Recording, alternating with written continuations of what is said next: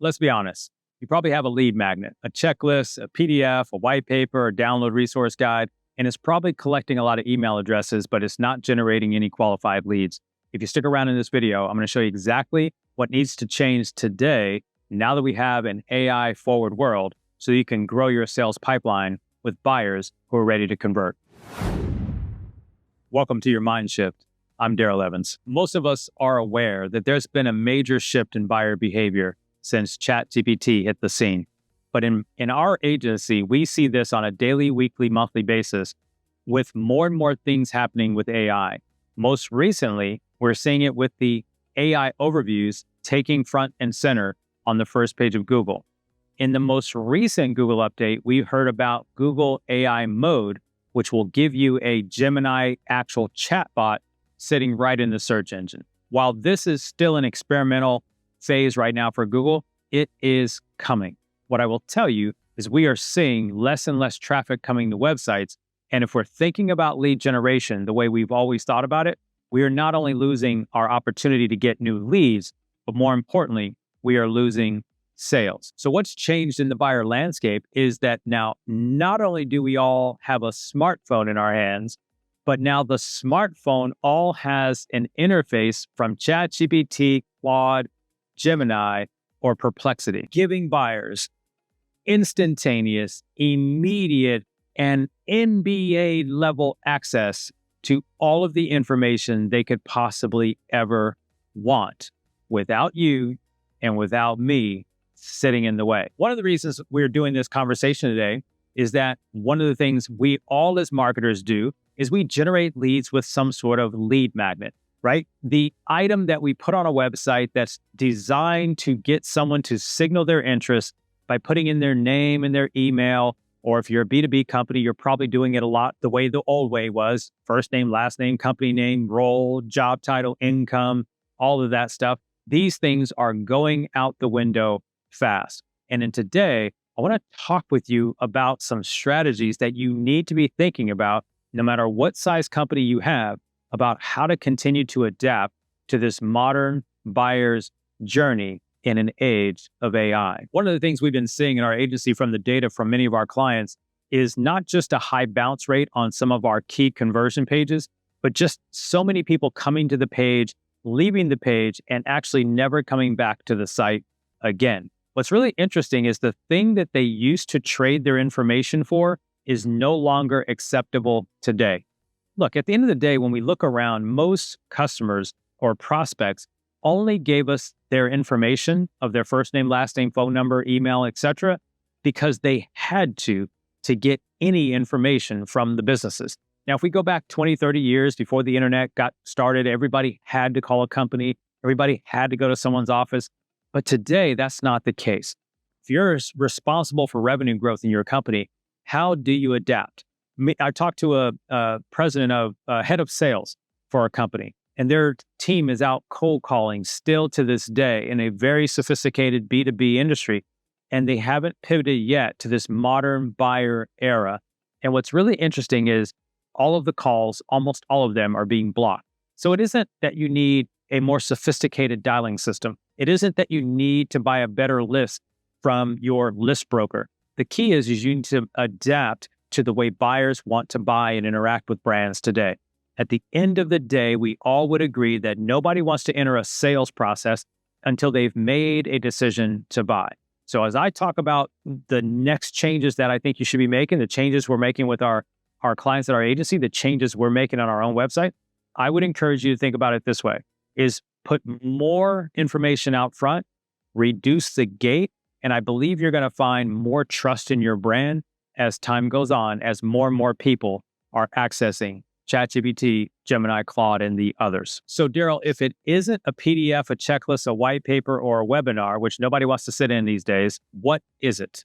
Well, I think today with our technology, as smart as it is, and with the way that we have very smart form logic with our CRMs and our lead generation tools, I think there's three things that we can be doing today. And that is giving personalized results or personalized micro consultations in our lead generation process, in our buyer's journey, through the use of AI, personalization, and assessments or quizzes or what I would call digital diagnostics. These are three different ideas that we have that we've seen in many, many years gone by, but I don't know if the adoption would have been as good as it is today because of the way people want to gather information. Let's take a couple of examples. For example, many, many years ago, I was in the real estate lending industry. And when online calculators came out, people would run to these mortgage calculators to calculate their payment. They would go to see how much they could qualify for. Why did these pages on lenders' websites just get so much traffic? It was because they could get access to the information they wanted without having to pick up the phone and call a bank or call a mortgage lender. Same reason why Zillow and Trulia and all of these other Realtor.com's websites blew up.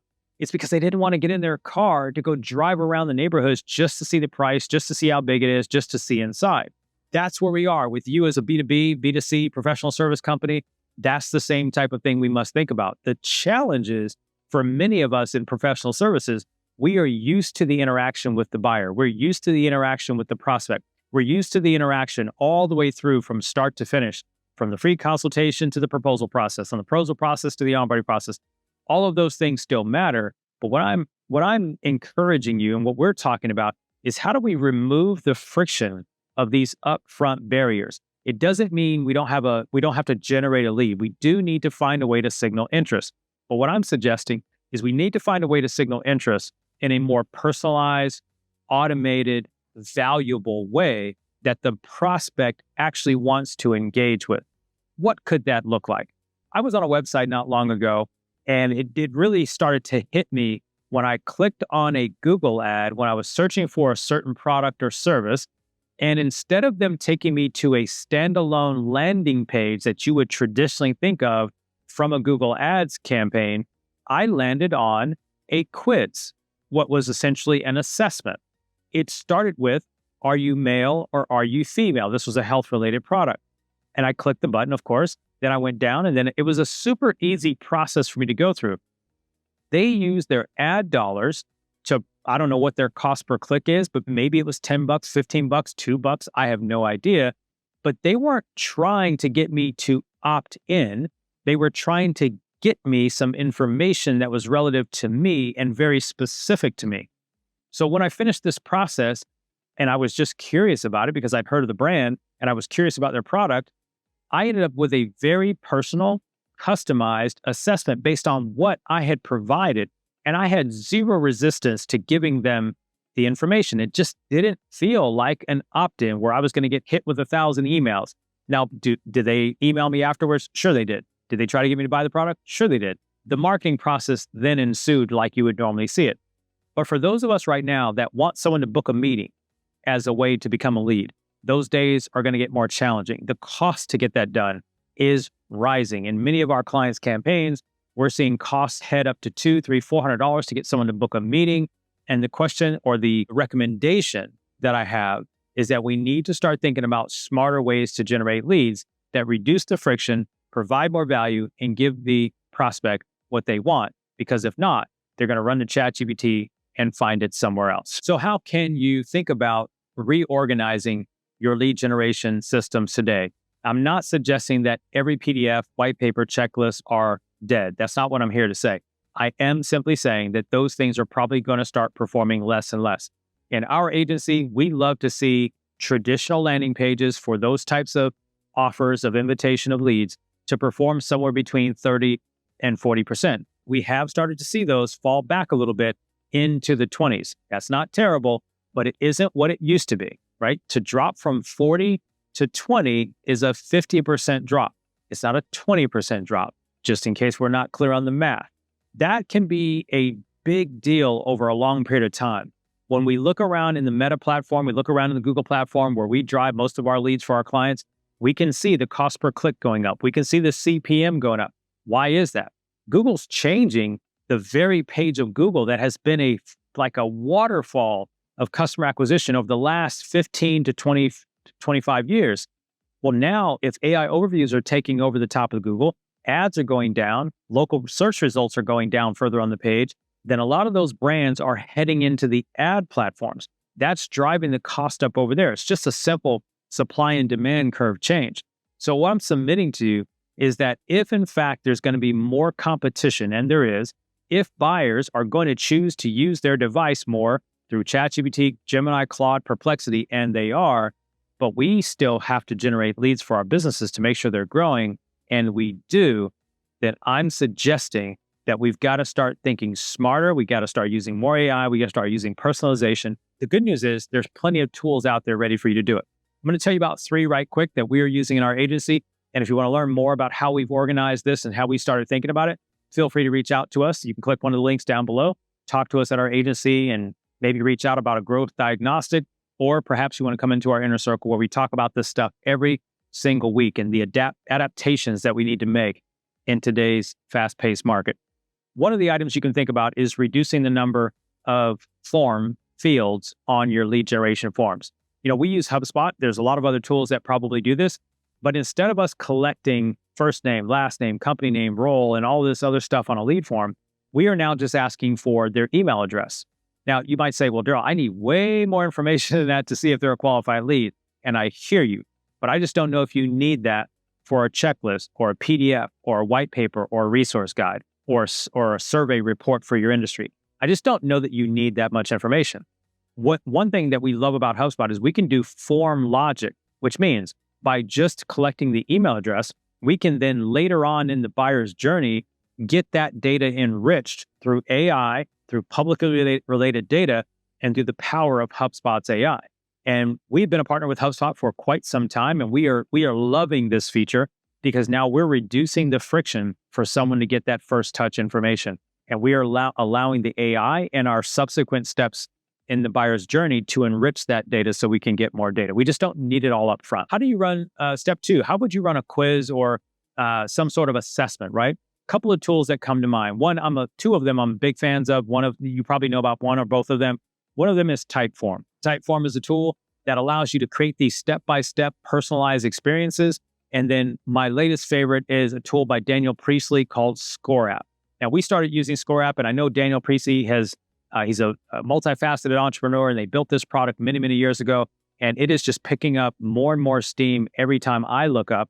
And it is a tool that we're heavily integrating with a lot of our clients these days. We're starting to look at changing their lead campaigns into some sort of AI-generated personal assessment / quiz / diagnostic so that someone can get true value without ever talking to a salesperson or getting involved in the sales process. We want someone where we know the psychology of a buyer. Some buyers are going to buy now, some buyers are going to buy later, and the vast majority of buyers are going to buy later. So if we know that that's the truth, then why don't we give them something of value so that they see us differently than our competitors or differently than other solutions out in the marketplace? I want to wrap this up by simply saying that to continue down the path of doing marketing the way we've always done it is going to cause a lot of heartburn to many of your campaigns, to your P&Ls. And if you're a marketer, it's going to cost you your job. If you're not changing the way you've always done it, even if your brand or your company or your CEO, your founder is resistant to that change, you must lead this conversation. If you're the owner of the business right now and you're struggling with why numbers are changing, why things are going down, why the CPA, why your marketing efficiency, your MER ratio is bad, your marketing efficiency ratio is bad, then you're going to have to start looking at changing the way we've always done it. This is the Mindshift podcast for a reason. We are here to figure out how do we shift our minds so we can shift our results. It doesn't mean that it's easy. It doesn't mean that we really want to do it. The reality is technology has never lost, as our good friend Gary Vee has said. We will experience this whether we want to or not. And if we wait until it's a must, I promise you, you're going to be behind. With that being said, I want to encourage you. You are not behind right now. If we think about the bell curve of the diffusion of innovation, you right now, if you start making these changes, you will be in the early adopter category. And I'm encouraging you, don't wait too late. Now, if you stuck around to the end of this episode, hopefully this shifted your mind a little bit, right? Look at your own numbers. I don't know what your business is doing. I don't know what your business offers. Maybe you're not having any problems. And if that's the case, hopefully you'll be then able to make these changes in advance. But if you've run into some challenges in the last several months to last year, 2 years, in the advent of ChatGPT, I can tell you what I see in all of our data And I don't think we have the biggest database of clients. We have a good database of clients, a good database of information. But I will tell you that the trends are clear. Buyers have now changed the way they go about it, and that's gonna catch up to you in your industry eventually. So don't get caught behind the curve. If you need some help with that, we have a diagnostic process. If you want to talk with our agency and see if we can find the holes in your process, guide you on a path, get you some clarity, set aside a roadmap for you, that link is down below. Or if you'd like to come work with us in our inner circle, where we get behind the scenes and we talk about these things that we're changing in our agency with our clients, we're sharing our case studies, we're sharing our wins, sharing our losses, the lessons, if you will, then that link's going to be down below to take a look at our inner circle. And either way, I want to thank you for spending time with us today. Don't think that today's lead magnets are going to get you through the future. You're going to need to shift. I'll hope you come back for another episode. Click the like, click the follow, subscribe so you never miss another episode. And I'll see you again on another episode of the Mind Shift Podcast. Take care.